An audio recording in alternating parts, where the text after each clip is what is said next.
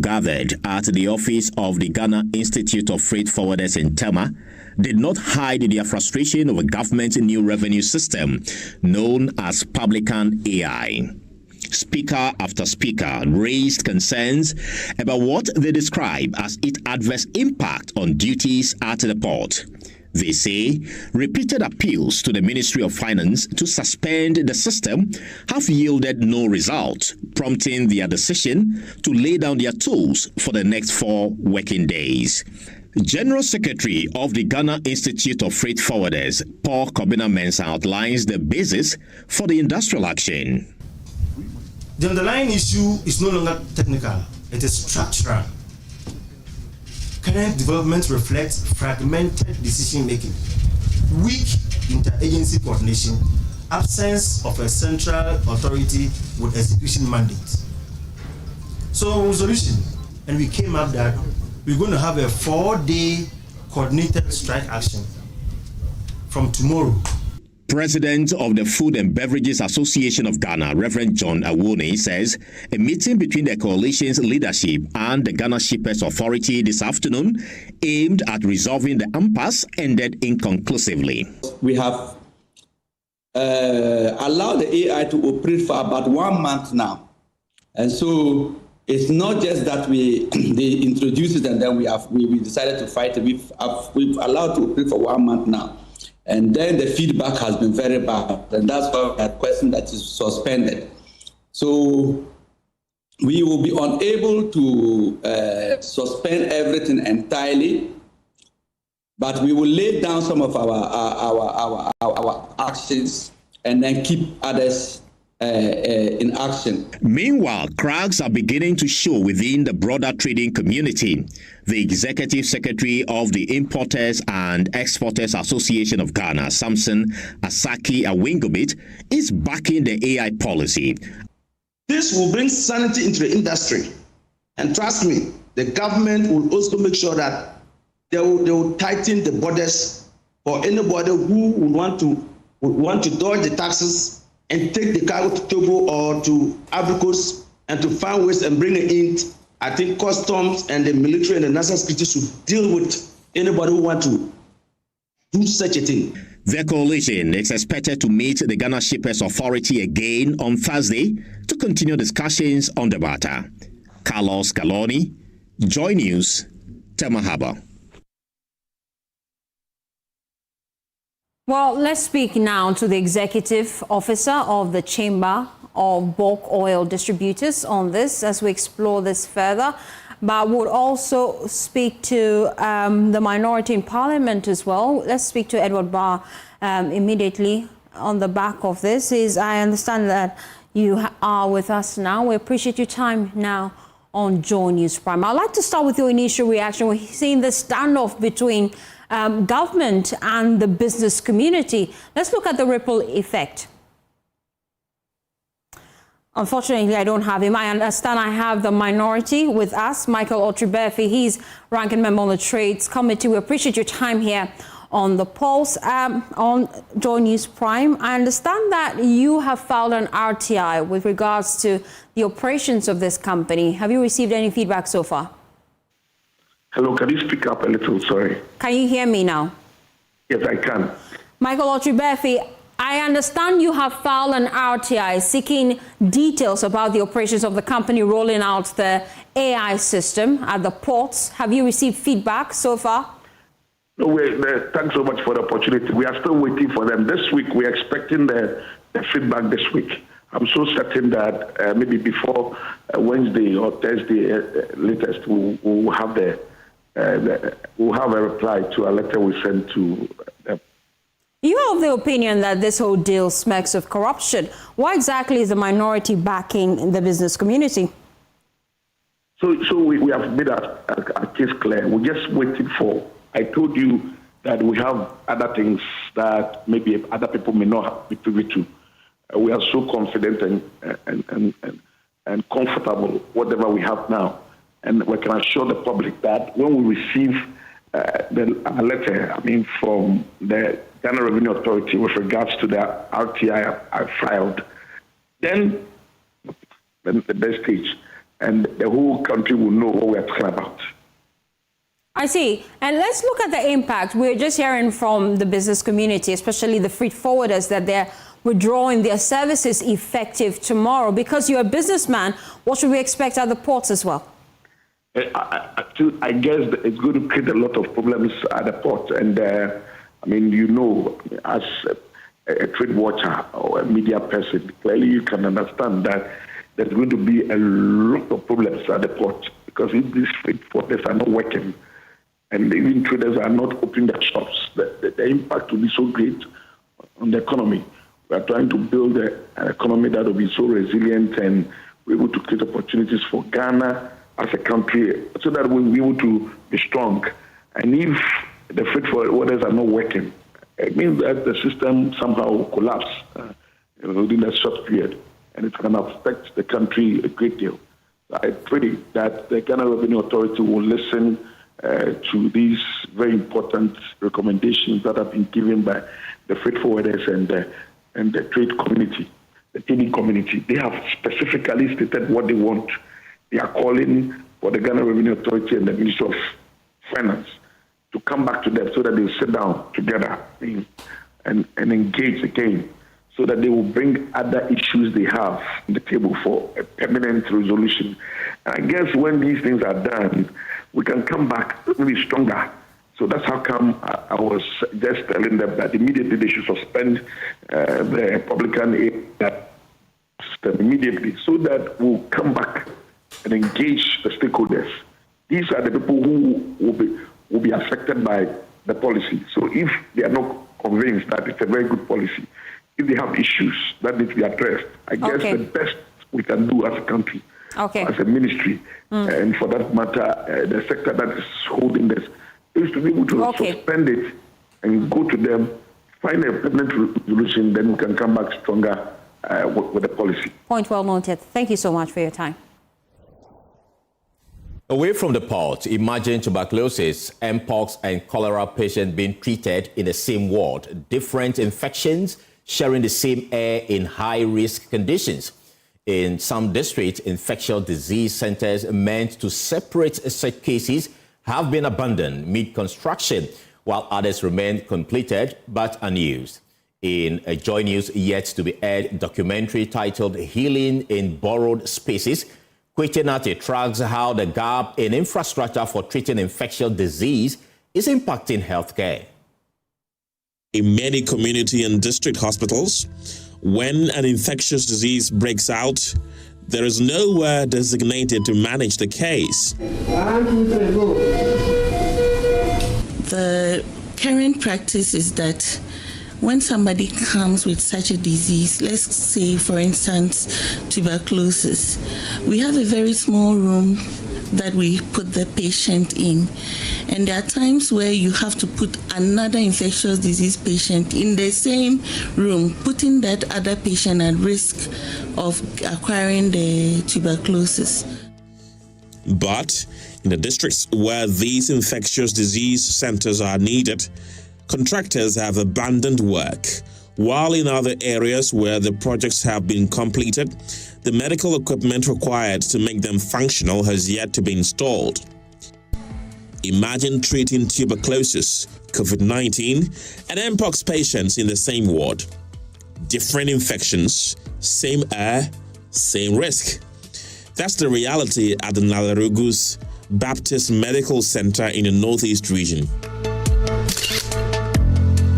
When the first suspected mpox case arrived in Nalarugu last year, there was no specialized infectious disease center waiting. According to the medical director at Baptist Medical Center, Dr. Isabella Amese, the facility had to rely on makeshift single yard. We had to create makeshift rooms to house these people, because if you put them in the general population, you're just going to spread the disease to all the patients on the ward you put them in. So an infectious disease center is usually a specialized unit that can contain the diseases, filter the air in the rooms, and allow the patients to heal and recover without posing a great risk to others. So this is very significant because you are limiting the spread, limiting it through the mode of spread, especially usually the airborne diseases. And then there are also special precautions in these wards to help limit other forms of spread, like contact, spread, and all that. So an infectious disease center is one of the ways in which we can prevent public health crisis. So it's very important in any setting. And given that Baptist Medical Center is a big hospital, the risk is more evident if you put even one person in a ward that takes care of 40 patients at a time. So it's very important to have the center built and as quickly as possible because we don't know when the next pandemic or epidemic will happen.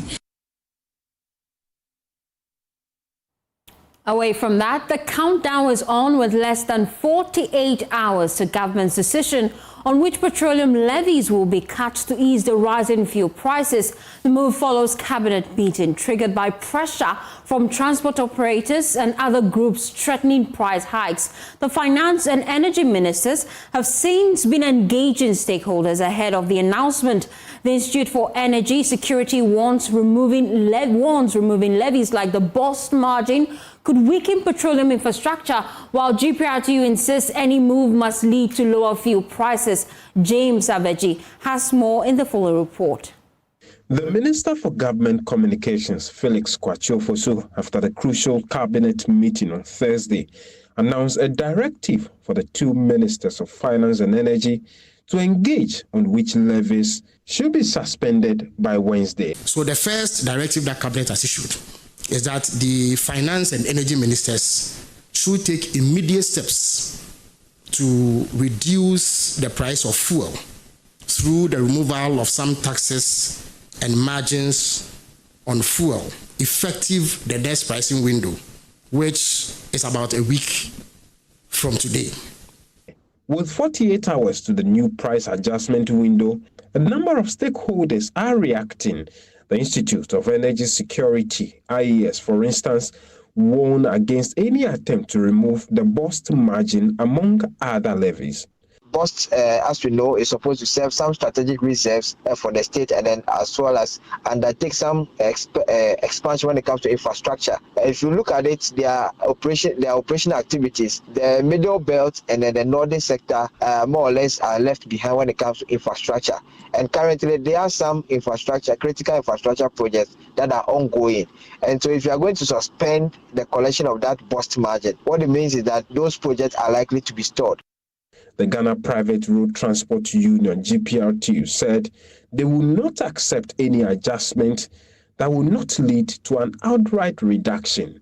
We have decided to hold on because of the promise we had from government. So if it fails, then it means that the GPRTU will meet and then take a decision. Then the processes that we go through before improvement of transport will do that. Okay, which means that if that happens, no amount of negotiation, even with the transport minister, would let you back down. It will be very difficult. With the clock ticking fast, expectations are high on which levies and margins will government suspend in the next 1 month and what difference that will make for the consumer. James Aveji, Joy News. Well, the driver and the vehicle licensing authority is stepping up efforts to eliminate middlemen from its operations, describing their activities as a threat to transparency and road safety enforcement. At the commissioning of a 3 new DVLA center, Chief Executive Officer Julius Nekwe warned staff to strictly follow procedures and avoid conduct that undermines standards. The only way we can do away with Goro boys is when we use our intellect. You can imagine when you stay in Jomoro and the closeness you can get is Axim or Tatakade. For you to go and carry on with a service that maybe is around maybe 100 cities renewal, and you take about 200 cities car to go there, will you go and do it? So we want to ensure that at least our Minister, Honorable Bukari Joseph Nikbe, has charged us that at least every district in this country should have a DVLA office. and we are going to live by that mandate. Our mandate as the DVLA is clear to ensure that every vehicle on our roads is roadworthy and every driver is qualified by law. Meanwhile, the authority says the commissioning of the new centres forms part of broader strategies to enhance road safety and improve service delivery across the country. Phyllis Okuno is Member of Parliament for Wutusenya East. Sometimes it is quite worrying that certain simple facilities or infrastructures like this we don't have. We would either have to go to Wager or Winneba, join the long queues, and drivers get frustrated. They return without having their particulars being renewed. But now, proximity, it is with you, it is close to you. So you can easily work from home, get your papers renewed, get your license renewed, get your roadworthy done, and you are good to be on the road. Now my drivers will not be doing hide and seek with the police anymore. They'll be free to, because sometimes when you're even taking a drop in and you tell the person you are going across to, but you are in trouble, so my papers is sweet, but now the drivers can go anywhere. This facility here is going to take a lot of people, even from the constituency, and also there's not going to be queue here because there are lots of rooms, cubicles, and revenue collection points that when you walk in, your job will be done very easily and faster.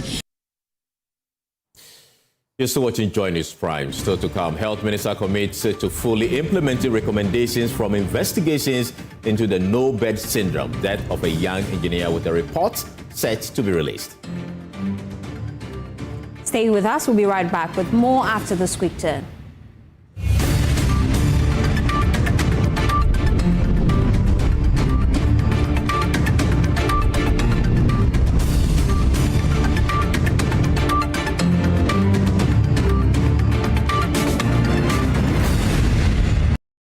Hey, what's up? Life. It's moving so fast. Yesterday I was in class 4. Today I'm almost in JHS. My shoes don't fit me anymore. My voice is deeper. I was watching cartoons, but now they say I'm too old for that. The more things change, the more they'll stay the same. I still love you the same. Come accept that. In a world that keeps changing, Calipo still keeps making sweet memories. I still love it. But I told you to have a sip not to finish it. Calipo food juice drink, making sweet memories. This advert is FDA approved. Hey, Charlie, what number? The malaria really knocked you down, eh? Charlie, no joke. Fever, headache, vomiting, loss of appetite. I couldn't even eat my usual fufu. You and your fufu. But I hope you got tested before the malaria treatment. Yes, I did. And thanks to Malatu, I kicked out malaria one time.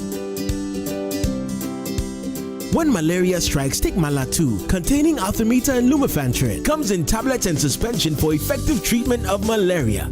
Great to have you back. Thank you. No problem. Malatu is suitable for adults and children. Manufactured and distributed by NS Chemist Limited. This advertisement has been vetted and approved by the FDA. Hey! Is your tech holding you back? Feeling lost in a maze of outdated gadgets? Relax. Come with me to Configure.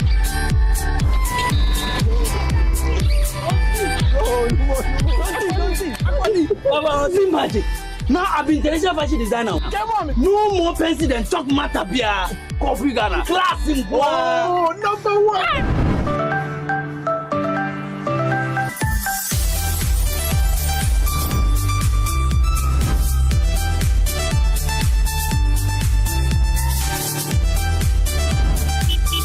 Ghana, we don't just sell electronics, we transform your life. From office to home appliances and more, we have everything you need to step into the future. Config Ghana, class in one. Config Ghana, number one.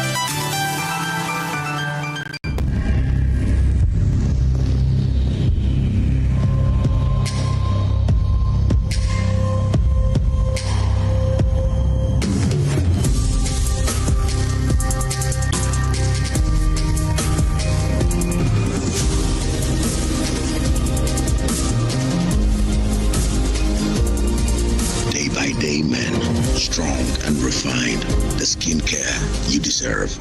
dream. Another week is here on the greatest of all time show. My name is Giovanni Clip, and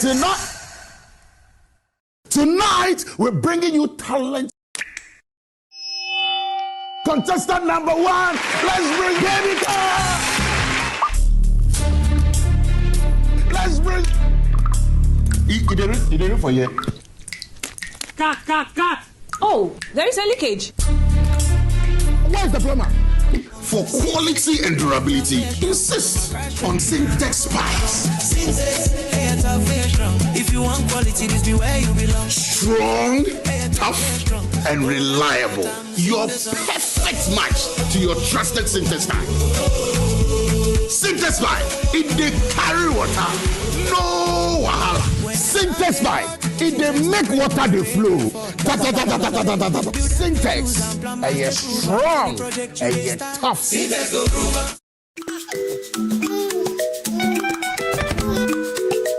How may I help you today? We'd like to open a bank account.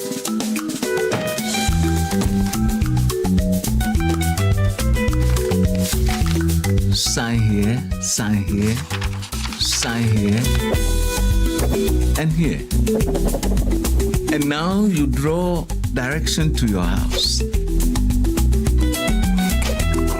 I need your thumbprint. And I'll need your birth certificate too. No, I need the original.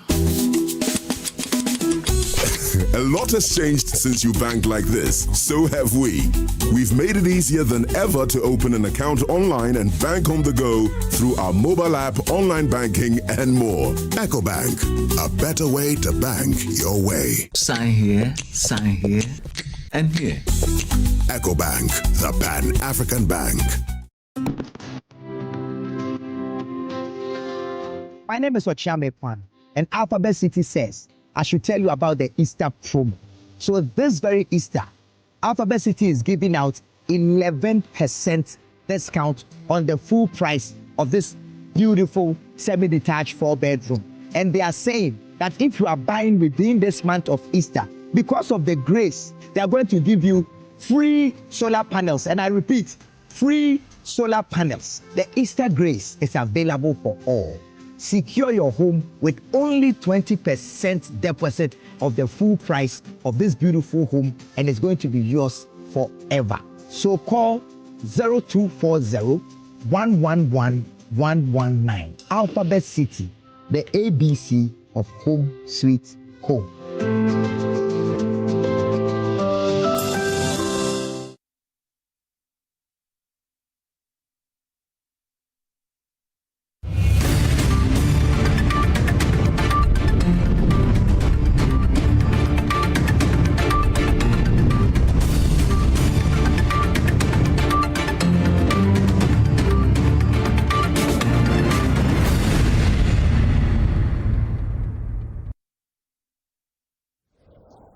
Welcome back. Thank you so much for staying with us here on Join Us Prime. To other stories now, Ghana's economy remains under pressure with tight credit conditions and continued exposure to exchange rate shocks. Despite a more optimistic signal from Moody's, the ratings agency has revised the country's outlook to positive, pointing to improving fiscal conditions and easing borrowing costs.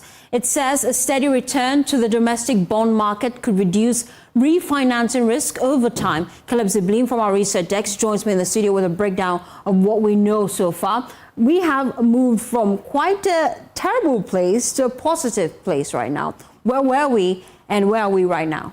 Yes, so before the 2022 crisis, Ghana's debt was rated somewhat good. So we're in the B category. There's A, B, and C, and then D. So we're in the B category.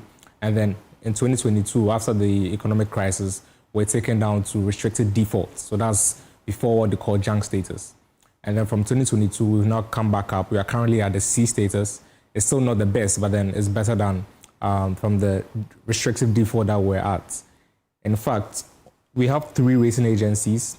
The first one is Moody's. Now, they have adjusted the outlook for Ghana. So Ghana's current rating is still the same, but then the projection is that it's going to be positive in the coming months and the coming weeks. So Moody's says it's looking positive from where they are sitting. And usually when you get a positive outlook like this, it means that in the coming weeks or coming months, they might adjust your rating. So we are currently at C. If in the coming months things stabilize and the Iran war doesn't cause so much inflation and then the city is under control, we might see Ghana moving from the C status back to the B where we were before the 2022 economic crisis. Now, if you look at some of the reasons why they say we are looking very stable, it's because of the declined domestic financing costs. Now, if you look at the treasury bills, in 2024, we're doing about 30% interest rates. That was too much for the government. It might be good for individuals or bondholders, but it's very bad for the government because 30% interest rates is not sustainable. Currently, we are doing 4%. So the government is paying way less on interest payments. So that's good for the economy, but then bad for investors. Again, domestic bond resumption. Now, we heard that the government came back to the domestic bond market last month, and the government managed to get about $2.7 billion in bond payments. Now, again, government was out of the market since 2022.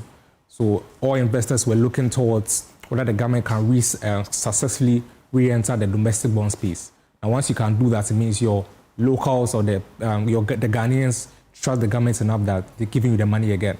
And this for a 7-year period. So some investors feel safe with the government. And this gives reassurance to the international community that if Ghanaians trust the government enough to give them their money for 7 years, if they come to the international market, they can also decide to give the government their money. And this was for about 12%. And then the problem they see is that we are still very susceptible to the exchange rates. Now, currently, the city is doing very well on the back of gold. And because of the Iran conflict, we don't know how gold prices are going to do. So they are saying that even though we are looking very good on the fiscal side, and the finance ministry is doing some very important measures, they are saying that because your currency is still tied to, your economy is still tied to gold, any problem with the gold sector might fumble everything up. So they are saying that some risks still exist over there.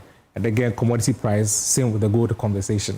And then the ongoing Middle East conflicts, the Iran spillover might come into Ghana's economy and destabilize things. Thank you so much, Caleb. Well, news just in, the Bono Regional Chairman of the New Patriotic Party, Kwame Abronye, widely known as Abronye DC, is currently in the grips of the Criminal Investigations Department headquarters of the Ghana Police Service here in Accra of allegations of false publication, conduct like to cause fear and panic, and issuing threats against an Adenta Circuit Court judge. Let's now engage the Deputy General Secretary of the NPP, Haruna Mohammed, for more on the developing story. Where do we know Abronye is currently, and what do we know regarding the issues that led to his arrest from where you sit as the Deputy General Secretary of the party?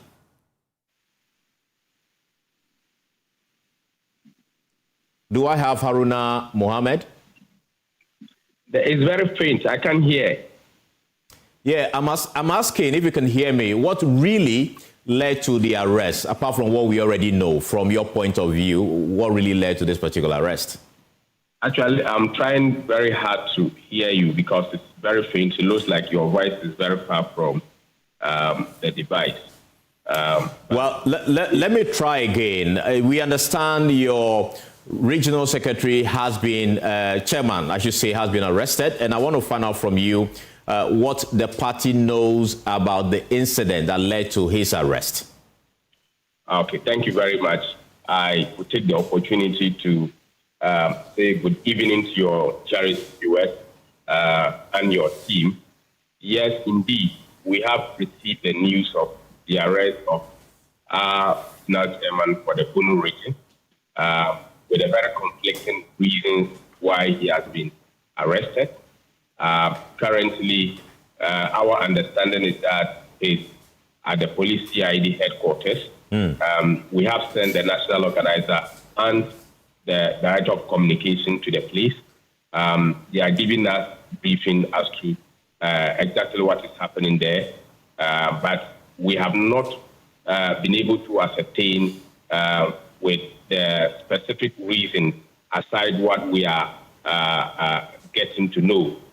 So the lawyers are on it to be able to get a little more information on why Abronye has been arrested. It is very sad that Ghana, our beloved country, the Ghana that we handed over to His Excellency President John Dramani Mahama is turning to become a police state. Media freedom has been stifled.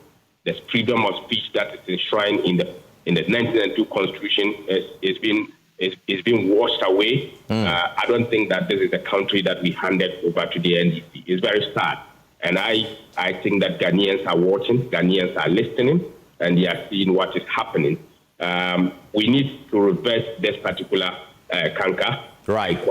Put corrective measures to that. But if a threat against a judge, clearly that's a criminal offense, even if not to a judge. If a threat or an alleged threat, because myself and you have not been able to appreciate ourselves to it, we are told Richard Anani said what, and that is why he has been arrested. Some are saying there's a threat to a judge, which myself and you cannot confirm. Today in a circuit court somewhere where one of our lawyers have gone, a judge had the audacity to even say that this is her court and she can do whatever she wants. If we want, we should say she's NDC. Where is the country running to? Where is the country running to? Where is the country running to? What is the party going to do to get him released? Do we even know if he's going to spend a night there? That is what we don't know. And the last time I spoke with the Director of Communication, he was trying to get in touch with the lawyers and report back to the party secretariat. And as of now, I haven't gotten him. This is not only a case, there is another case involving our communication officer for the Sunyani East, which they are still on their way coming to the CID headquarters. This is very sad. One region, you are picking two people just because of reasons that is known to you and not known to the person. It's very sad, Carlos. I don't think that this is a nation that we should all be living in. This is not a country, the Ghana, that Akufo-Addo handed over to His Excellency John Dramani Mahama. Thank you so much. I think the point has been made. We'll just leave it here.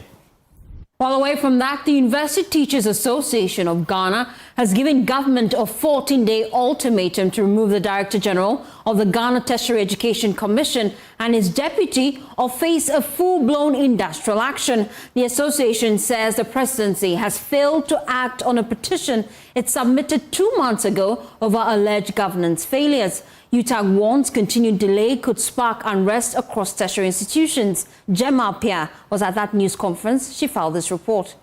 According to UTAG, GTEC has taken a regulatory posture that is not creating an enabling environment for universities to thrive. The association says there is a pattern of systematic interference in internal university governance and administration, including usurpation of powers vested in university governing councils and academic boards.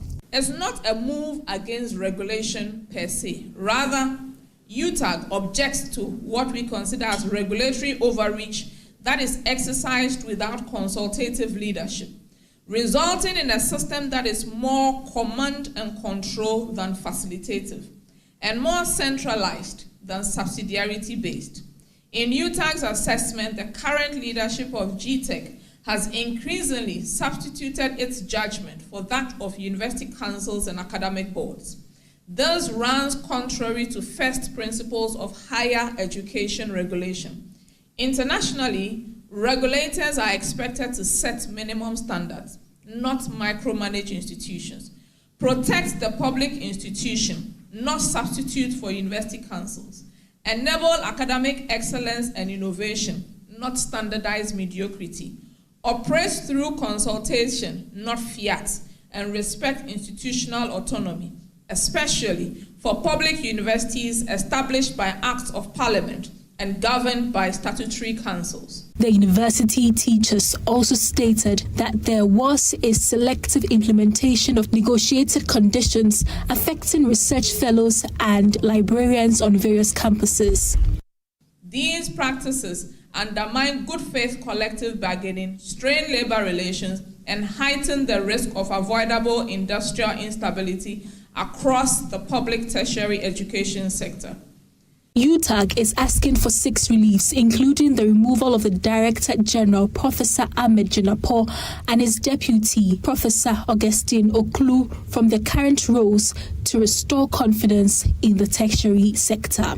So in the light of the foregoing, UTAG respectfully calls on His Excellency the President, John Dramani Mahama, for the following reliefs: that the Director General and Deputy Director General of GTAG be removed and relieved of their current roles in order to restore confidence in the tertiary education sector and reset regulatory posture.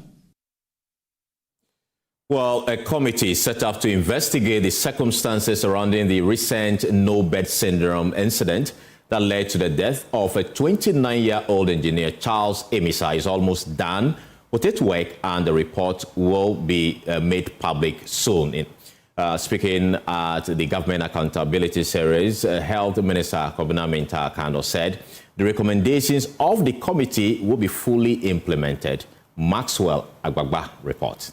29-year-old employee of Promasido Ghana Limited lost his life after being involved in the hit-and-run accident at Circle Overpass in Accra on February 6, 2026. Reports indicate that he was turned away from the Kolebu Teaching Hospital, Ridge Hospital, and the police hospital when he sought emergency care. He later died with his injuries. Following the incident, the Ministry of Health set up a 3-member high-level committee to investigate the circumstances surrounding the case. The Health Minister says the committee set up to investigate the circumstances surrounding the incident is almost done with its work, and the recommendations will be fully implemented. Now, the issue of my late brother Charles. The committee was set up that was chaired by Professor Bedu Akosa, and I have been hinted that the report is almost ready. And, this week will be full of free primary health care. So very soon, I'll make the findings and the report public. And we will not hesitate. I know some people will not be happy, but I'll say it. We will not hesitate to implement the recommendations to the latter. Kobina Minta-Kando said the rollout of the free primary health care initiative will complement government's efforts to deal with the no-bed syndrome. So this is an attempt to even detect those conditions that will rush you into emergencies on time. It's an attempt to detect them and to even prevent them before you even get the emergency for them to tell you there's no bed. So it has a direct link. There's other systems we are putting in place to address the no-bed syndrome. But no matter the number of beds you will increase, if you don't prevent the disease itself, we can't have enough for the no-bed syndrome. He indicated that the officer in charge of the consignment of essential family planning commodities currently held at the Tema port has been queried, whilst efforts are ongoing to secure its clearance. The shipment, valued at approximately $500,000, was procured by the United Nations Population Fund UNFPA on behalf of the Ministry of Health, but has remained uncleared at the port since August 2024. You all know my position on those things. And so since I took office as a minister responsible, you can find out. This is the first time you are hearing of a container being locked at the port uncleared. And that was somewhere in 2024. But unfortunately, this beat my radar. And so I thought it had already been cleared. And so the officer in charge has even been queried, because he hit a snag and he was supposed to come back to me. And I always tell my directors, when I give you a responsibility and you hit a rock, please come back. But the good news is that the action has been expedited on it for the clearing of it. And I can assure the country that we'll do whatever it takes, because we want more donations. And once they come and it comes to my attention, we'll clear them on time. Well, let's head now to the Ashanti region, where the Kwalasu Municipal Assembly has intensified sanitation enforcement, with 30 residents currently facing prosecution for sanitation-related offences. The crackdown forms part of efforts to ensure residents comply with proper waste disposal practices. There's more in the following report. The Municipal Environmental Health Officer Genevieve Anthony disclosed this development during the commissioning of 4 skip containers by the Municipal Chief Executive. It's aimed at enhancing waste management across the municipality. She explained that the strict enforcement of sanitation bylaws, which commenced in March 2026, has resulted in offenders being summoned to court every 2 weeks. She noted that some sanitation cases against offenders have been processed, resulting in fines, while others have had bench warrants issued against them. Now we've started the legal action, that is prosecution of offenders. So we are sending a whole lot of people to court. Actually, we just started last month. So we've gotten about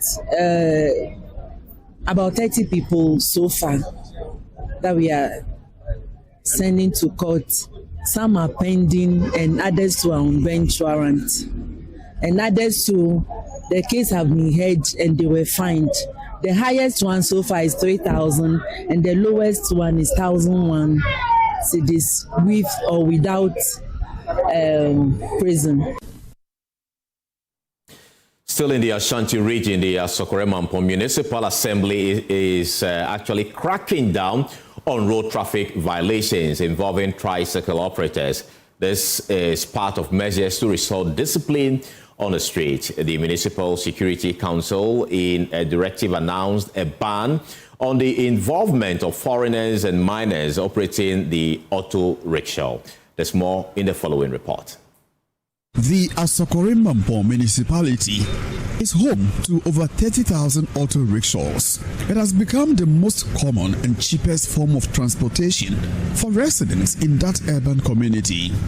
But the Municipal Security Council is unhappy. The sector has been taken over by foreigners who flout road traffic regulations with impunity. The Asokore-Mampong Municipal Security Council, MUSEC, as part of the clampdown, will from April 15, 2026, also arrest minors and owners who employ them. Ben Abdullah Alassa is the Municipal Chief Executive. And currently, if you come across 10 riders within the municipality, you are likely to have about 8 to 9 of them being foreigners. Yes, and apart from the fact that that is illegal per the dictates of the GIPC Act, we also feel that because they don't know our laws very well, they flout our road traffic regulations and ride anyhow, and that is becoming detrimental to the safety of our people. Very often, you come across minors as young as 16 years, some 17 years maximum, and they ride some of these Pragia or Adedita, and we feel that it's not right. And a lot of these road traffic accidents and infractions are also associated with the riders within this age bracket. Ahead of the implementation, the MUSEC has scheduled several stakeholder engagements. You're still watching Joy News Prime. To other stories now. Safe drinking water is becoming more expensive in Ghana, but not just because of tariffs. From climate change to illegal mining, the cost of treating water is rising sharply. That burden is quietly being passed to consumers. In this report, my colleague Natalia Kwanza uncovers how environmental damage is driving up the price of one of the life's most basic needs, water. For many households, the struggle for water is no longer just about access, it's about cost. In Sekondi, Takrade, families are feeling the pressure. I'm moving to my new quarters 25th December. But when I was in Sekuma, at least on the average, it's about 40 cedis, 50 cedis. But when I'm moving here, my first bill was January. To my surprise, they gave me a bill of 2,000 cedis. Experts say climate change is making the situation worse. Climate change has a very big impact on this sector. When it comes to drought, where there have been droughts in areas for a long period, obviously there'll be such shortage of water in that area. And also not just the shortage of water, but also the quality of the water that will be present in that area. Also, when there's excess water in the system, there's also the problem of the water getting polluted. Treatment plants in the western region, the impact is visible. Water that was once easy to treat is now heavily polluted, forcing engineers to use more chemicals and spend more money just to make it safe. The dredging that was done about 6 weeks ago, we spent close to 4 to 5 million Ghana cedis on this thing. If this is the situation and we are supposed to dredge again, and then next month, December, we are coming to spend the same money again, you can imagine what we are in as a company. Quality of the water is so bad, is so deteriorated that we need to use a new chemical called polyelectrolyte. That polyelectrolyte is 4 times more expensive than aluminum sulfate. The scale of the problem is not just local, it is national. By 2030, Ghana could spend nearly 17.7 billion cedis on water treatment and distribution.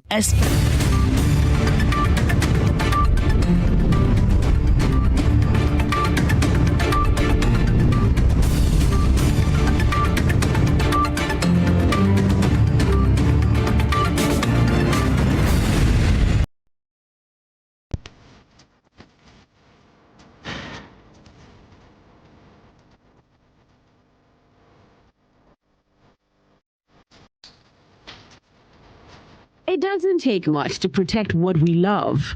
Sometimes it begins with prevention.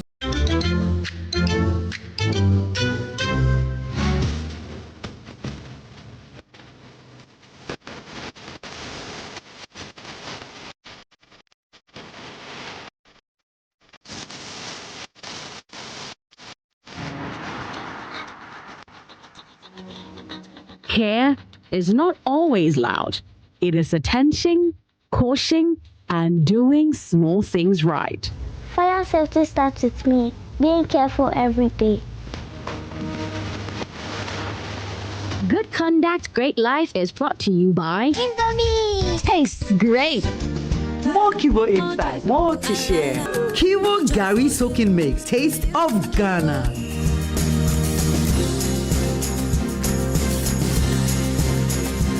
Putting on just the fabric isn't really enough. You have to put on your confidence. I chose this printed fabric because it symbolizes hope and success because of the color and the texture. Printex. As the days come and go, there's always shit. Let colleagues explore all the planetary bodies. Our mission is in Uranus to treat hemorrhoids, anal fistula, anal fissure, anal incontinence, hydradenitis suppurativa, using laser ligature for pain-free and speedy recovery. On Uranus Street, Accra, as Main Tuber Hospital and Coloproctology Center. Trust Uranus with us, and we will delight you. Visit Main Tuber Hospital today or call us on 0244 581 541.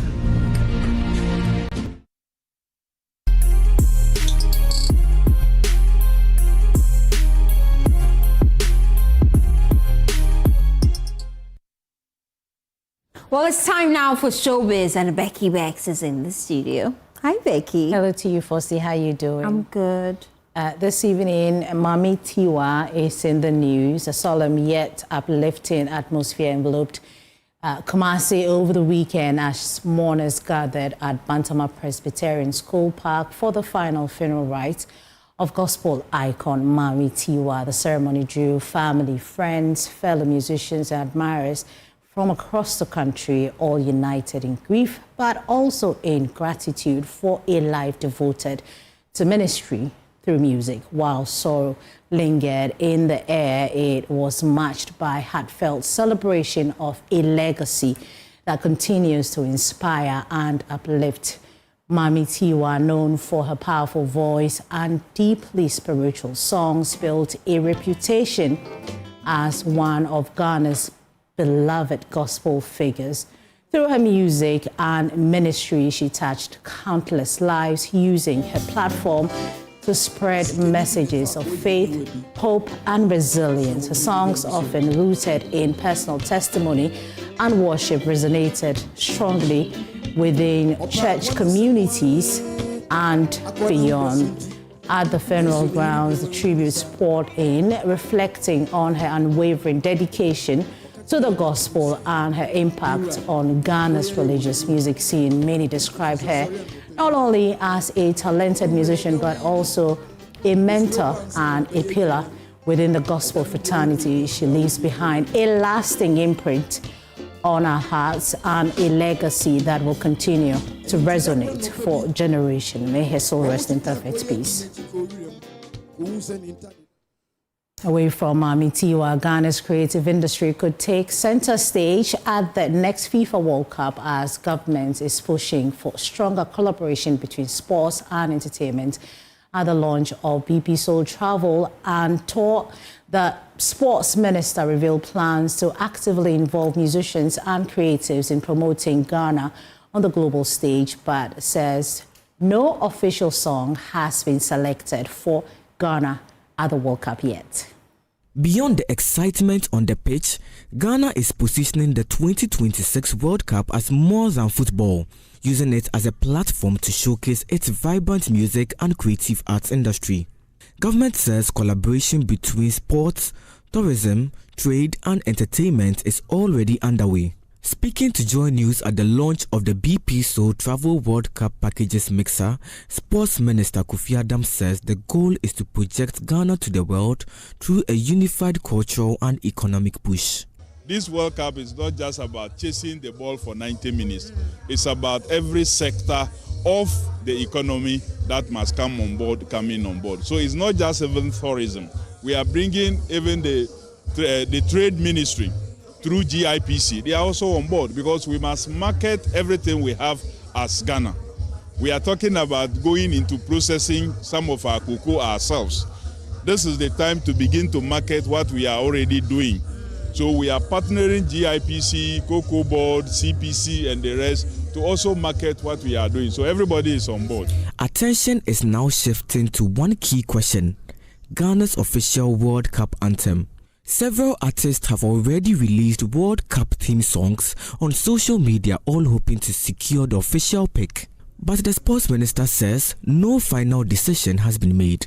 Selecting, but you know that there are songs out there. There are a lot. There are a lot of songs that have come, and we are analyzing it, and to make sure that we will make a decision together with Ghanaians. So all of you should help us make a decision.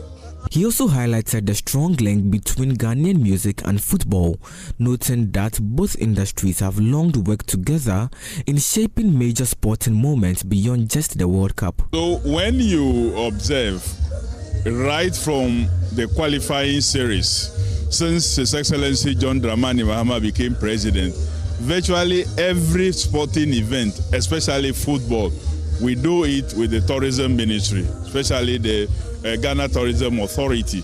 So they are there. Some artists are also there performing, from Shatawale, the King of the Street, to Stoneboy, and all of them have had opportunity to perform in one way or the other. The last time when we had a fundraising event, we brought the two of them together at the Ministry of Finance and brought them again at the main launch where His Excellency was present, and many other artists. So we are not leaving that sector out at all. The growing interest reflects a wider rise in sports tourism as supporters prepare to be part of the action on the world stage. Let's move to Afrochella. Afrobeat superstar Davido delivered a high-energy performance at this year's Coachella, marking a standout moment for African music on one of the world's biggest stage. We have excerpts for you.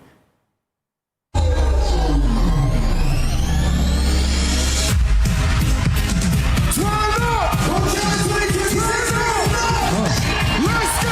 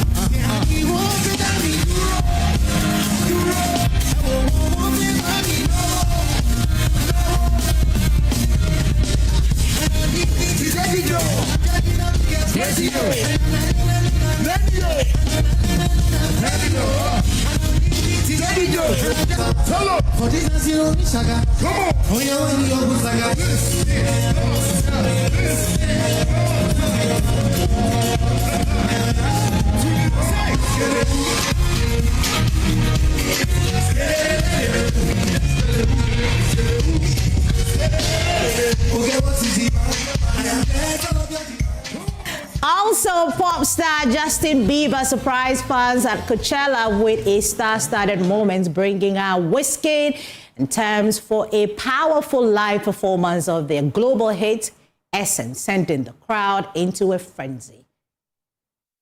You go, go get it up. Oh, mama, she gets it up. I need you in the morning. I need you now.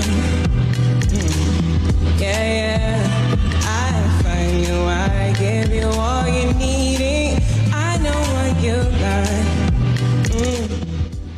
You don't need no other money. Only you can help my body. The Black Stars song. Which one? You know, we were looking for someone to At sing. Coachella? No, I'm talking about the Black Stars. Oh, okay. They need to employ us to sing for them. Yeah. Do you have the voice though? Of course. Need the lead singer and you the backup. Or see lead singer for the Black Stars.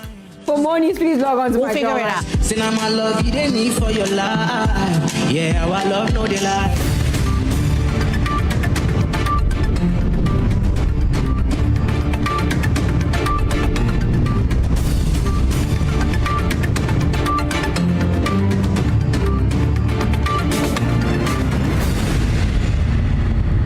Turn your home and office design dreams into reality. Here at Lesh Fortune, interior design is our passion. Customized interior design solutions, top of the range products such as curtains and accessories, blinds and accessories, trendy for bespoke hotel, home and office furniture, top-notch space design services. I'm the CEO of Builders Estates. When it comes to putting the final touch on all my building projects, I look no further than Lesh Fortune for all my interior decoration needs. They bring your ideas to life. Turning your house into a home. It's more than just accessories. You need beauty and elegance, and the expertise is very important. That's why I choose Lesh Fortune Limited, because they have experience. Yes, indeed. With our many years of experience, we would excite you. So make that call now. Call us on 0244 265588 or 0302 811163. Lesh Fortune Limited. Lesh Fortune Limited, unleashing luxury with perfection, one space at a time. Lesh Fortune Limited. Hey, Charlie, what number? The malaria really knocked you down, eh? Charlie, no joke. Fever, headache, vomiting, loss of appetite. I couldn't even eat my usual fufu. You and your fufu. But I hope you got tested before the malaria treatment. Yes, I did. And thanks to Malatu, I kicked out malaria one time. When malaria strikes, take Malatu, containing artemether and lumefantrine. Comes in tablets and suspension for effective treatment of malaria. Great to have you back. Thank you. No problem. Malatu is suitable for adults and children. Manufactured and distributed by NS Chemist Limited. This advertisement has been vetted and approved by the FDA. Hi, it's me. The one you poke, sip, and hopefully love. I'm your small reminder that growing up doesn't mean growing out of me. Trends come and go, but you still reach for me. I'm not just a drink, I'm that little sip that reminds you life can still be sweet. Calipo fruit juice drink, making sweet memories. This advert is FDA approved.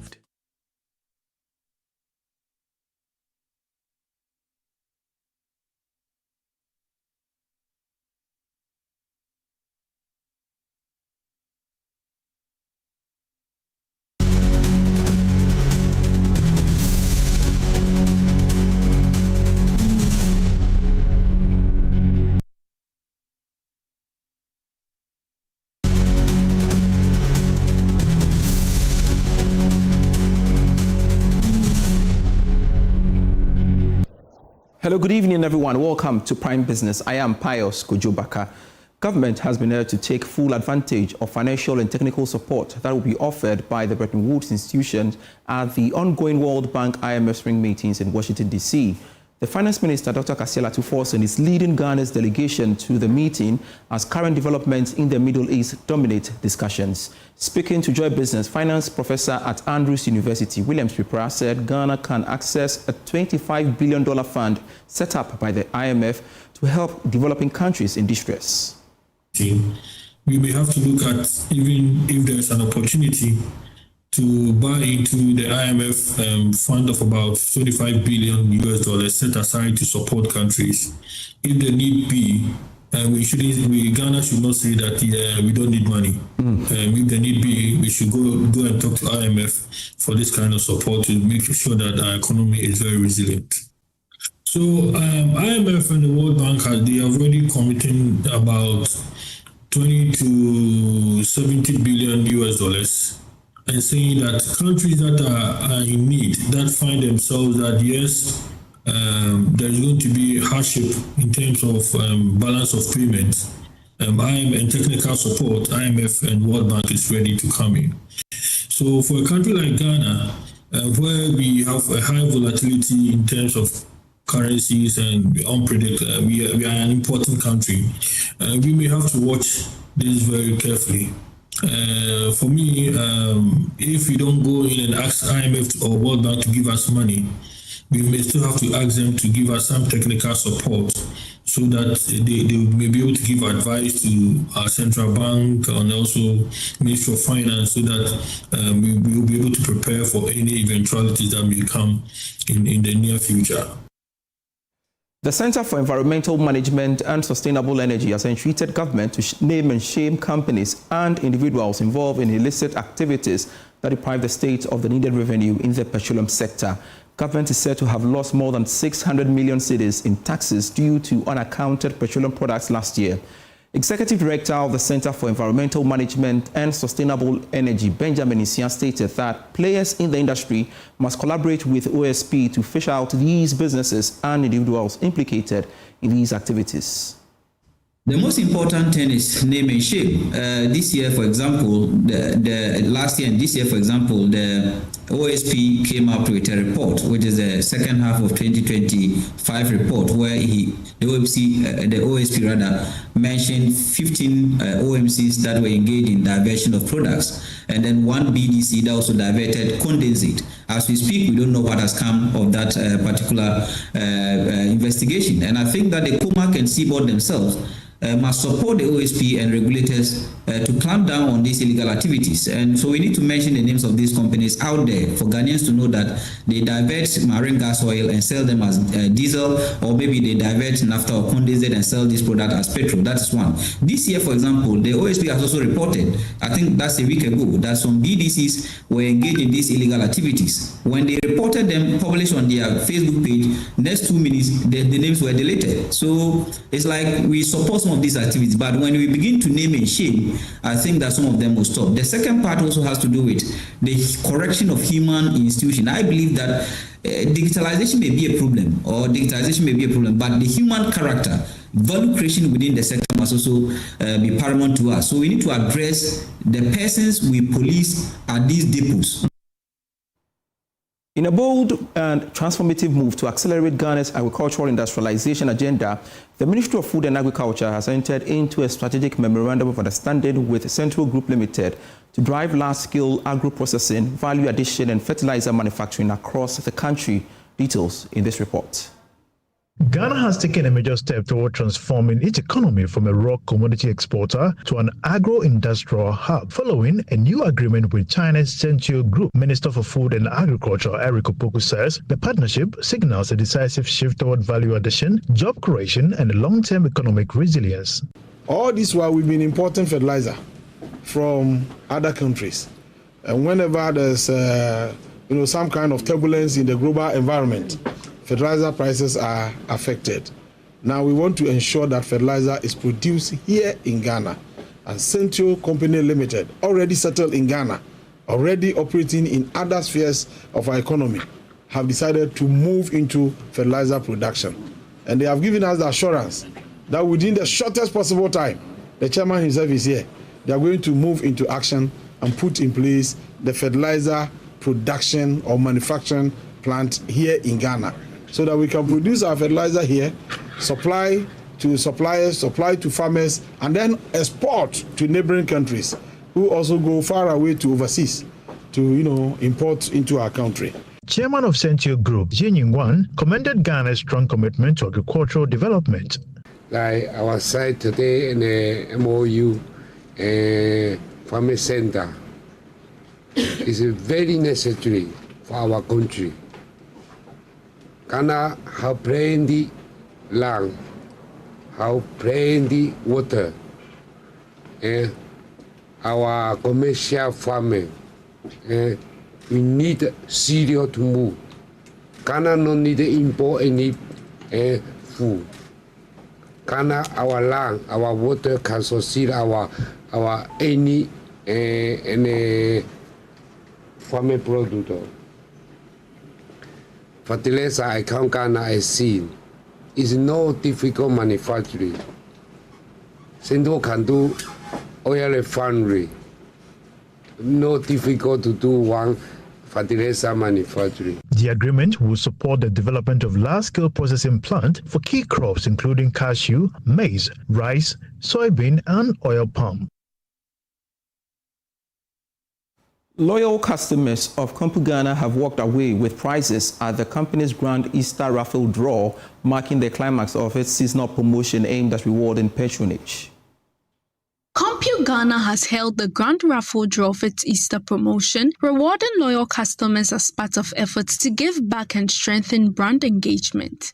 Marketing manager Rita Akufo-Addo explained that the initiative forms part of the company's commitment to appreciating its customers for their continued support. This Easter was one of the moments where we decided to reward our customers. For this reason, we gave up to 50%, 60% plus up to discount on it. We had products that were going for 52% or 50% off and all. And then in addition, we added our raffle draw, our big Easter sale raffle draw, where we are rewarding customers who purchase from us throughout the season, from the beginning of the campaign till now. 10 customers are going home with amazing products from Ghana. That includes a 98 inches TCL Smart Android TV 4K. There are some winners going home with laptops, other TV models, and then mobile phones. There are so many products, home theaters, and all going out today. She further encouraged Ghanaians to look forward to more exciting offers in the near future. Easter was a success, and just as we appreciate them, we are also encouraging them to look out for us. They should look out for what is coming next from Ghana, because we have a lot planned. We have a lot in stock for them. Meanwhile, marketing representative from the National Lottery Authority, Edu Dako, assured the public that the raffle draw was conducted under strict supervision to ensure transparency and fairness. We don't know the buyers or the people who come to Ghana to buy their items. So we come here, we have access to the data, we plug into their back end, have the data, we verify the data and validate it before we put it into the draw. So on this, I can say that there is no way we can come up with our own people and select them as winners. Anyone who entered Ghana during their Easter sale stood an equal chance of going into the promotion and also participating in the selection process. Hence, the winners selected. The Easter promotion forms part of Ghana's broader strategy to deepen customer loyalty while driving sales. The commodities markets now.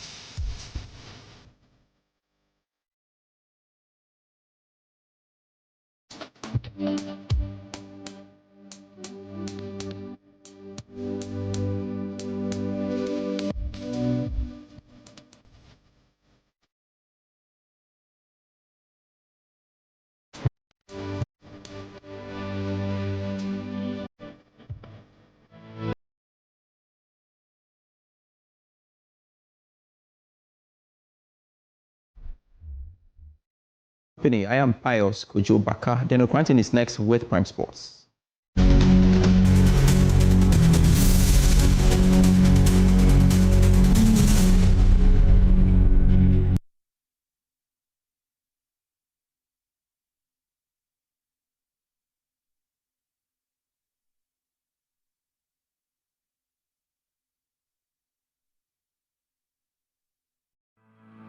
For decades, we have helped businesses connect with their trade partners all over the globe. From Ghana to Burkina Faso, Côte d'Ivoire, Benin, Togo, Senegal, China, Morocco, France, Netherlands, and many other countries. We have made it possible to bring Ghana to the world. We have brought small and medium businesses closer to their customers across the regions in Ghana with our SME support facilities. We have brought relief and smiles to the faces of families with our employee personal loans. With our cutting-edge technology and digital support, we take the burden of complex thinking off you, making life simple. That is who we are, as close as a partner. Bank of Africa. We are indeed the African bank with the global reach. Seeing the Prentex fabric, I like the color, texture. I chose this design. It suits my body type. It means a lot to me to look good in clothes that I wear. I don't care about nobody's opinion. Maso. Prentex.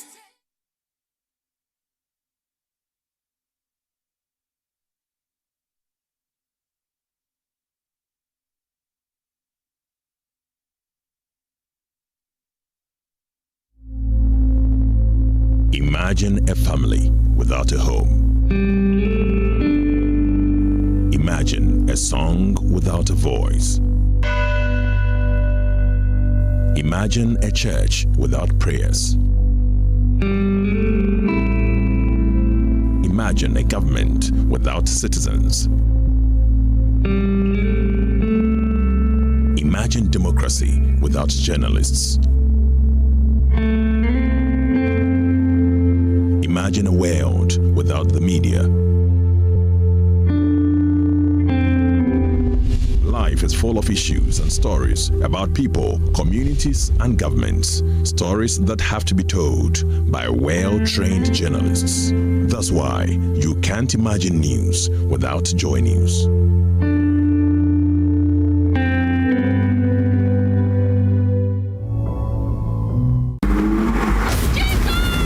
If you got involved in an accident and you needed a surgery, that place they'll put you, what do they call it? That's a theater. That's a theater. The doctors, before they start operating on you, they put you on some kind of a platform. Can we call that a stage? Before they start your surgery, are they going to put on lights? Do they wear their coats and all that? Can we call it costume? All the scalpels and knives and stuff they use, can we call them props? If it is a teaching hospital, they have other students watching the surgery. Can we call them an audience? Those same doctors, some people will go to them with depression, and because they have no drugs for them, they would recommend a theater, our kind of theater, for them to come and watch a show so they can laugh, and they call it therapeutic. So how different is my theater from their theater? I didn't become a medical doctor, but I am a doctor. Do I ever see myself getting into politics? We would be idiots if we all don't. Producers like, Charlie, if I ask them about it, ask them about why. I want to ask you. Gen Zs are not lazy at all. They're actually very smart. We are the ones who are dumb. I've been trying to bring to Ghana for a while. I just haven't found the money. Oh, Charlie, George is crying again.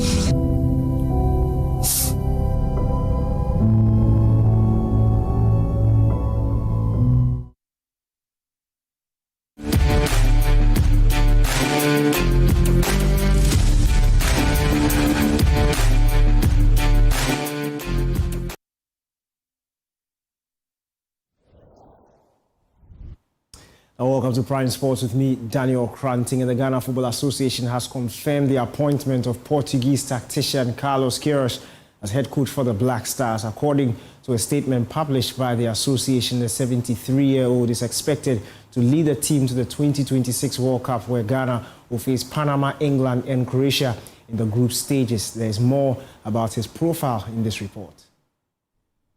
Coach Queiroz is one of football's most experienced and well-traveled coaches. Born in 1953, his career has taken him across continents, shaping teams for more than 4 decades. His breakthrough came between 1989 and 1991 when he led Portugal's youth team to consecutive FIFA Under-20 World Cup titles. Producing talents such as Luis Figo and announcing himself as a coach capable of building winning generations. From there, Queiroz moved into elite football, serving as assistant manager at Manchester United under Sir Alex Ferguson between 2002 and 2008, contributing to a highly successful era at the club. He later took charge of Real Madrid in 2003 and 2004 during the Galacticos period, before going on to manage several national teams including Iran, Colombia, Egypt, gaining a reputation as a specialist in tournament football. On the African stage, he came close to continental glory when he guided Egypt to the final of the 2021 African Cup of Nations in 2022, narrowly missing on penalties. That run further strengthened his profile as a coach who prioritizes structure, discipline, and defensive organization in high-pressure competitions. His immediate task would be to lead Ghana to the 2026 FIFA World Cup with less than 60 days to kick off. The challenge leaves little room for adjustment as he must quickly settle the squad, build cohesion, and prepare the team for competition at the highest level. Meanwhile, Queiroz's first assignment will be a friendly against Wales on June 2 before Ghana opens the World Cup campaign against Panama on June 17. These early matches will provide an immediate test of his methods and a first glimpse of what the Black Stars under his leadership will look like on the world stage. Meanwhile, the new Black Stars head coach Queiroz has vowed to meet the expectations of Ghanaians, promising commitment and discipline as he begins to take over from Akufo-Addo. Here's a full statement following his appointment.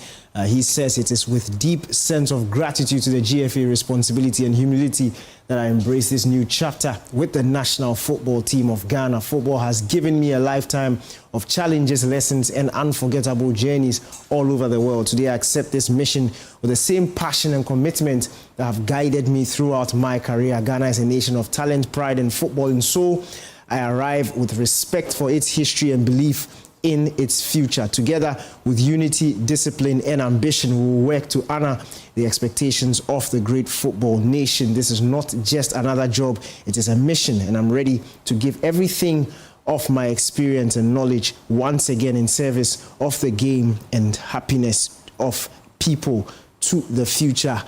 That's signed by Carlos Queiroz. Now let's look at his record in his last few jobs. We know he's managed Real Madrid before in his national team career. His last job was with Oman back in 2025 to 2026. He managed 11 games and had a points per game of 1.36. Then also with Qatar previously, he managed Qatar, took them to the Arab Cup. He managed 10 games with a points per game of 1.6. Iran, that was his second stint with Iran. He had a pretty successful one back in the 2010s, and then he returned again in 2022 all the way through to 2023, managed 7 games during that period, had a points per game of 1.43. Then in the last 5 jobs he's managed, it was the Egypt job that stood out. 20 games over a span of about just over a year, 20 games including taking them to that AFCON final where they narrowly lost on penalties to Senegal back in 2021. With a points per game of 2.02. So clearly that was the most impressive of his last 5 jobs. Then we look at other facts about him. He led South Africa to qualify for the 2002 FIFA World Cup in Japan and Korea. Then he guided Portugal also to the knockout phase of the 2010 World Cup, where they lost to eventual champions Spain. David Villa with the goal on that day. He took charge of Iran at both the 2014 and 2018 FIFA World Cup tournaments. In 2014, if you remember, he was in charge of the Iranian team where they lost that last-minute tie against Argentina, who made it all the way to the final. So that is his record. In 2018 also, he faced the likes of Portugal and Morocco in the group stages. So that is his record in terms of what he's done in the past couple of years. for the various national teams from Oman all the way to Colombia, where he also managed somewhere in 2019 through to 2020, 18 games and a points per game of 1.72. So if you look at the last 5, it looks like the job at Egypt and Colombia were the most impressive during that spell. There you have it. That is Carlos Queiroz' record 4 in terms of his international career. In terms of club career, as the report showed, he was an assistant to Alex Ferguson, and then later on, or before that, he managed Real Madrid for 1 season. But we'll talk to my colleague Michael Akomia. He joins us on phone. Michael, thank you very much for joining us. Your thoughts on the appointment of Carlos Queiroz? We've known for some time he was in the running, but now it has been confirmed.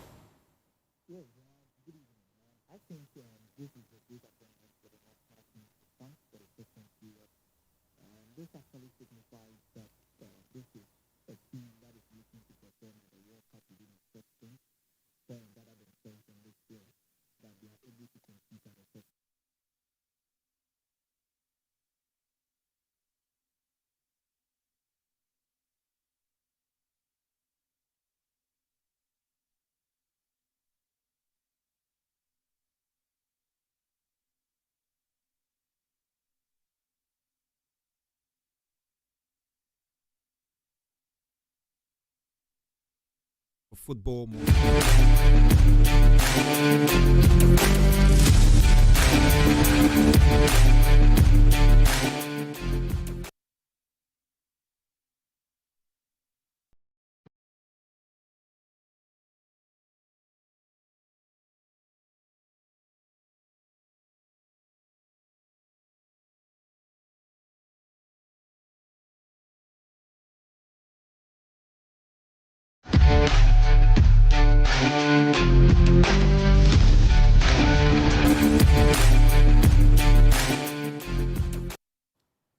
Sorry for the technical hitch. We'll go back to my colleague Michael Akomia on phone. Akomia, thank you very much for joining us. Your thoughts on Carlos Queiroz getting the job as Black Stars head coach for the FIFA World Cup? Yes, I think this is an appointment that is quite difficult. The reason I'm saying it is difficult for the short term, I think it is quite difficult. I would have moved. Okay, let's move on to other stories. The Ghana Police Service has launched a manhunt after a Chelsea player was shot dead during a highway robbery at Ashueso KDS Road. The team was returning from a Ghana Premier League match against FC Samatex when the incident occurred. In a statement issued earlier today, the police assured the public of ensuring the killers are made to face the full extent of the law. Meanwhile, the club's public relations officer, Albert Kwabnadewo, has been sharing details of how the incident occurred. On our way from Samaboye through to Bebieni, in between Bebieni and Goso, where the incident happened, the driver of our team bus saw gunmen laying ambush. So as soon as they saw the bus, they started shooting. So the driver decided to reverse the bus. Unfortunately, the robbers rushed the team bus and they start shooting on our team bus. So unfortunately, the gun got our player Dominic Frempong, 20-year-old Dominic Frempong, who joined Become Chelsea from Adriana Stars on the second window. So from they rushed him to Bebieni Government Hospital where he pronounced dead. So those who rushed, the players who ran into the nearby bushes, were they chased by the armed robbers? No, because everybody was run for his life. Okay, but the question that many have been asking is, why is it that after that game, the club did not take the option of spending the night in Samaraboy, but decided to travel at night? All our away matches, after the match, we don't stay there. So the next day, when we finish the game, we travel back home. So it's a normal thing that we used to do.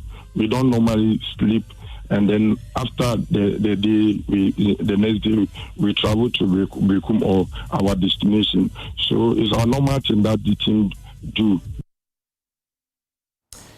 And that's all for Prime Sports with me, Daniel Kranting. Thanks for your time.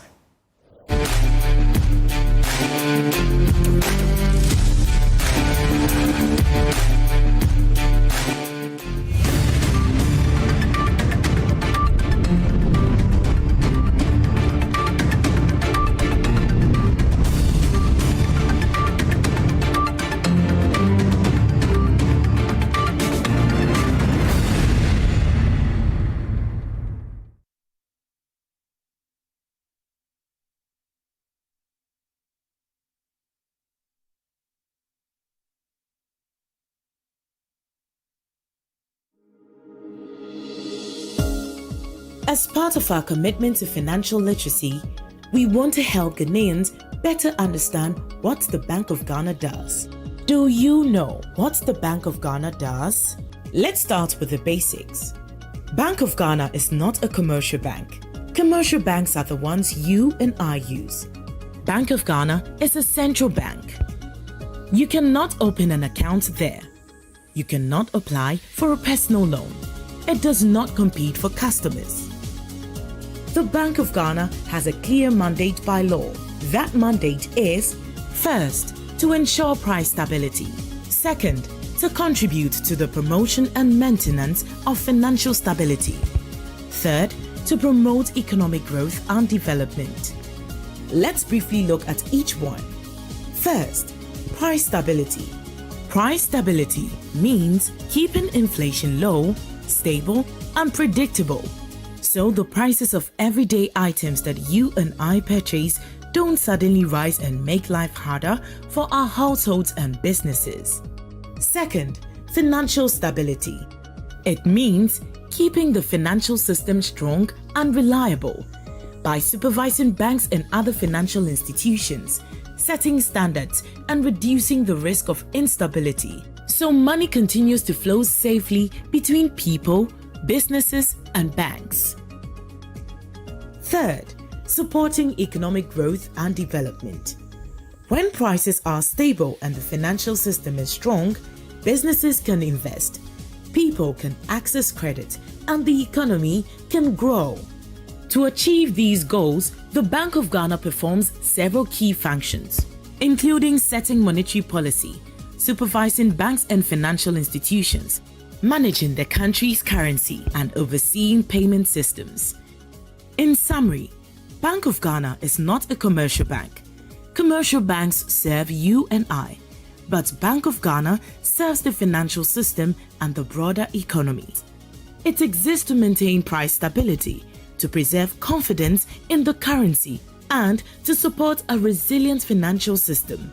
That is what Bank of Ghana does.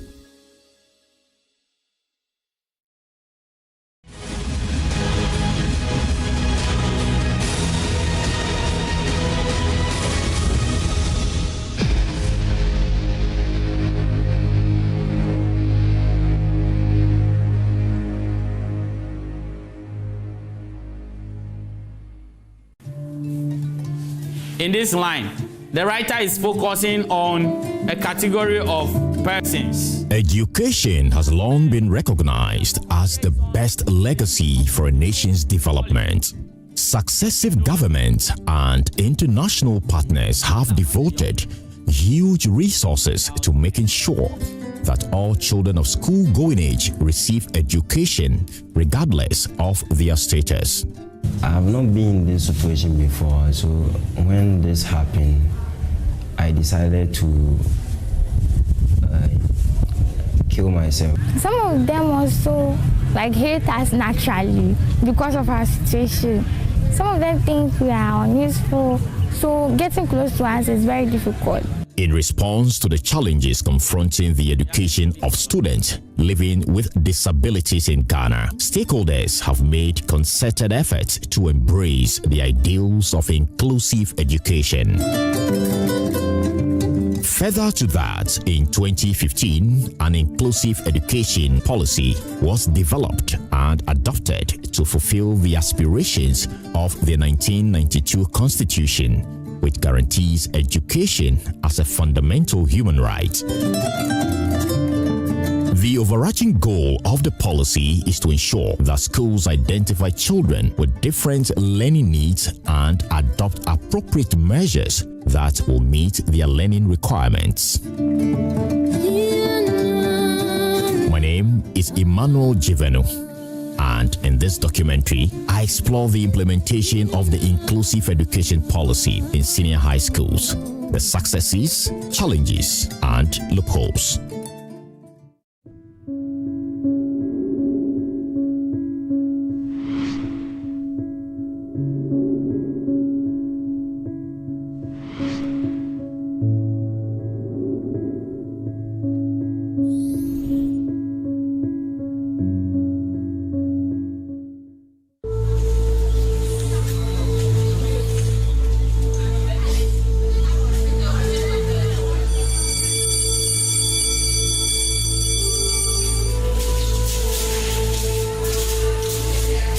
In our English lesson, we are going to look at one of our selected poems. It's a regular class, and these students are prepping for their end of term examinations. In here, visually impaired students study together with their sighted colleagues in an inclusive environment. All the meanness and agony without end, comma. Robert Amponsa was not born blind. For 20 years, he has seen the beauty of the world and made a lot of memories with friends and family. Memories he will relish for life. Unfortunately, his sight failed him just after sitting for the Basic Education Certificate Examination, BCE. Actually, in 2020, in the month of September, after my BCE, I decided to go to Tema and work in one of the companies. Across the line, I've been experiencing some severe headaches, so I don't take it as serious. I just take it as a normal headache, and unfortunately, the eye is going small, so I decided to visit a hospital, and they told me that it's glaucoma, so gradually, no matter what I'll do, it will go off. Robert's blindness was sudden and unexpected. It left the young man constantly in tears, and the thoughts of having his eyes shut forever haunted him. At the ending of December, and both of the eye went off. I have not been in this situation before, so when this happened, I decided to kill myself, but with the advice of my brothers and sisters, I did not do that. And it pains me a lot because I was not born with it, and across the line, it happens like this. Robert had high hopes of seeing himself through senior high school, but his current condition has put a heavy burden on him. After the BEC, during the school selection, I'm even confused. It's by God's grace, because the schools that I chose, I just chose it like that because after the BEC, I was tired and stressful, so the pressure on us to choose the school, and I just selected the schools like that. So that the don't matter have crampo, I mean, it is a wonderful year. It's a miracle in my life. Yeah. His blindness at first made him question the essence of life and why he would continue going to school. But when Robert heard that Adidome SHS enrolled students with visual impairment, he had renewed energy to chase his dreams. At the start of the school, the founders didn't have any idea that the school would be an inclusive school where visually impaired students or learners and the sighted learners will be studying together in our various classrooms and be using our various facilities. The Adidome SHS began offering inclusive education to all Ghanaian students in 2008. There is a basic school in Adidome here, called Akufo-Addo Basic School. At that basic school, visually impaired students are admitted every year. And as that basic school turns out visually impaired students, there was the need for Adidome Senior High School to be a school that receives pupils from the Akufo-Addo Basic School. And that was the idea that led to the establishment of all-inclusive education in Adidome Senior High School, which began in 2008.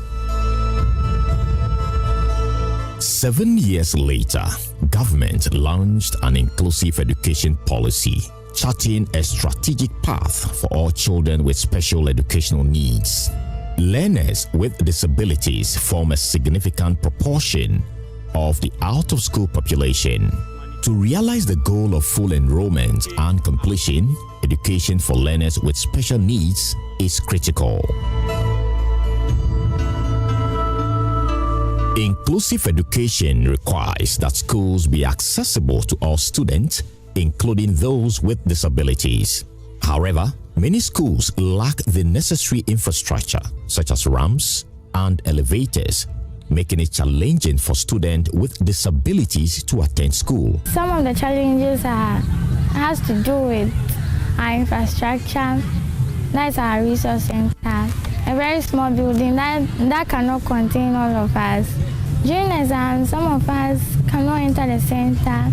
So those using the large print must stay outside and write.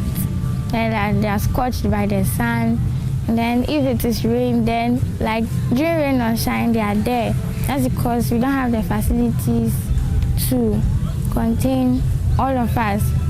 And also, like the environment somehow is not disability friendly to accommodate some of my friends, as in the toilet facilities and like other places they have to access. It's not easy educating them since the school was not initially founded with the thought of giving inclusive education to visually impaired learners. So you realize that many of our facilities are not so friendly and accessible to them. That is a serious threat that we have in their education. In 2006, Ghana passed the Disability Law Act 715, which aimed at ending the discrimination that faces people with disabilities, but the 10-year moratorium given by the Act for old buildings to be renovated to disability-friendly status has indeed not been met. Our road is somehow not good, so when the rain falls, see that the whole place is flooded, and some of my friends who cannot see at all, sometimes when they are moving on their own, you see them walking in water, and also some gutters are somehow uncovered. So all the facilities we have on campus are not disability friendly. That is the major problem.